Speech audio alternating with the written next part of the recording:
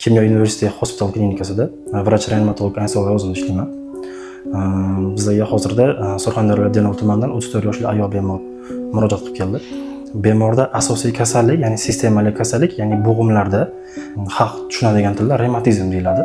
Bu noto'g'ri gormonal terapiya qilingan fonda oshqozonda, ya'ni epigastral sohada qorin bo'shliq kuchli og'riq bilan kelgan bemor. Uyda noto'g'ri medikamental lecheniya qilib turib, bu jarayonni kuchaytirib o'rgan, yana qaytib turib, bemor bizga kelganda analizlarida, ya'ni leykositlar ko'tarilishi, bizda mochilniy kreatin oshishi, ichki emasligi, ozgina nafas siqishi, shu bilan birgalikda ko'nglanish, qayt qilish bilan kelgan bemorda. Bemorda olib borilayotgan davoni fonida bemor ahvoli ancha stabillashgan, ya'ni yaxshilashib borgan, ya'ni nafas olishlari yengillashib, o'sha analizlarida ijobiy natijalarga erishilgan.